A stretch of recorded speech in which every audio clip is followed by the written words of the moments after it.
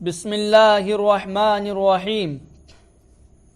سامعین حضرات، آج میں آپ حضرات کے سامنے قیامت کی علامات اور نشانیوں میں سے بعض علامات اور نشانیوں کو لے کر آیا ہوں۔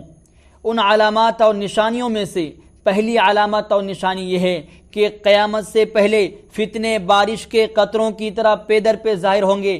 آئیے دلیل سنتے ہیں۔ ان اسامہ بن زید رضی اللہ عنہ قال اشرف النبی صلی اللہ علیہ وسلم الا اوتم من آتام المدینة فقال هل ترون ما ارى قالوا لا قال فإني لا ارى الفتن تقع خلال بيوتكم كوقع القطر رواہ البخاری کتاب الفتن باب قول نبی صلی اللہ علیہ وسلم۔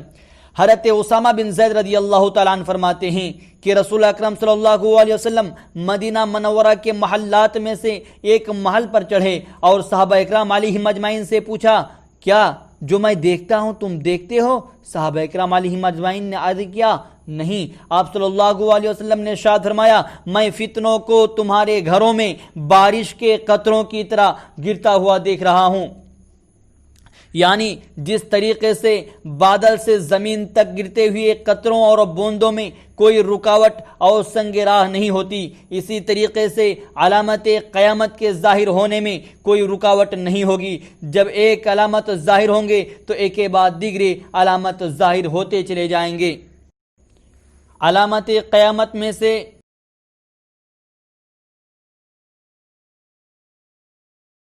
دوسری نشانی اور علامت یہ ہے کہ قیامت کے قریب ہر طرف فتنے ہی فتنے اور مصیبتیں ہی مصیبتیں ہوں گی۔ آئیے دلیل سنتے ہیں۔ ان معاویہ رضی اللہ عنہ یقول سمعت النبی صلی اللہ علیہ وسلم یقول لم يبقى من الدنيا الا بلاء وفتنہ رواہ ابن ماجہ۔ حضرت معاویہ رضی اللہ تعالیٰ عنہ کہتے ہیں، میں نے رسول اکرم صلی اللہ علیہ وسلم کو فرماتے ہوئے سنا ہے کہ قیامت کے قریب دنیا میں سوائے مصیبتوں اور فتنوں کے کچھ باقی نہیں رہ جائے گا۔ سامعین حضرات، ہماری اور آپ کی باتیں جھوٹی ہو سکتی ہے، لیکن نبی اکرم صلی اللہ علیہ وسلم کی باتیں جھوٹی نہیں ہو سکتی۔ جیسا کہ آپ اپنی آنکھوں کے سامنے روزانہ کوئی نہ کوئی مصیبتوں اور پریشانیوں میں لوگوں کو الجھتے ہوئے دیکھ رہے ہیں۔ علامت قیامت میں سے تیسری نشانی اور تیسری علامت یہ ہے کہ جیسے جیسے قیامت قریب آتے جائے گی ویسے ویسے فتنے بھی بڑھتے چلے جائیں گے۔ آئیے دلیل سنتے ہیں۔ ان زبیر بن عدی رضی اللہ عنہ قال اتینا انس بن مالک رضی اللہ عنہ فشکونا الیہ ما نلقى من الحجاج فقال اصبروا فانه لا ياتي عليكم زمان الا الذي بعده شر منه حتى تلقوا ربكم سمعته من نبيكم رواہ البخاری کتاب الفتن باب لا ياتي زمان الا الذي بعده شر منه۔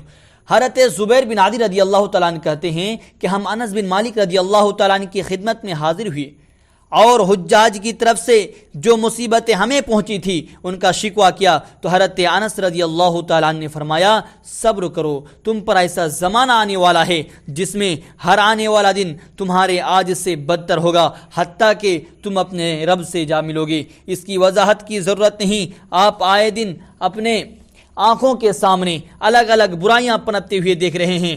لوگوں کے زبانی سنتا تھا کہ لوگ لا الہ الا اللہ محمد رسول اللہ صلی اللہ علیہ وسلم کے اقرار کے بعد بھی نماز، روزہ، حج، زکوٰۃ کو بجا لانے میں سستی سے کام لیتے ہیں اور نماز جیسی اہم عبادت کو ترک کر دیتے ہیں، لیکن افسوس کے ساتھ کہنا پڑتا ہے کہ آج لوگوں کو اپنی آنکھوں کے سامنے نماز، روزہ چھوڑتے ہوئے دیکھ رہا ہوں۔ یہ ہے کہ قیامت سے پہلے ظاہر ہونے والے فتنے اتنے شدید ہوں گے کہ زندہ لوگ مردوں پر رش کریں گے۔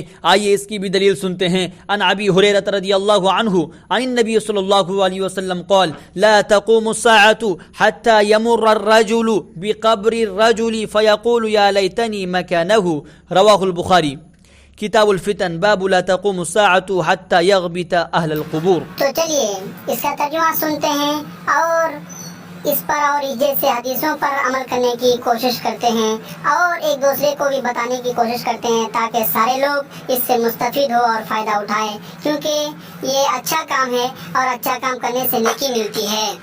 حضرت ابو ہریرہ رضی اللہ تعالیٰ عنہ سے روایت ہے کہ نبی اکرم صلی اللہ علیہ وسلم نے فرمایا کہ قیامت اس وقت تک قائم نہیں ہوگی یہاں تک کہ ایک آدمی دوسرے آدمی کے قبر کے پاس سے گزرے گا تو کہے گا کاش اس کی جگہ میں ہوتا۔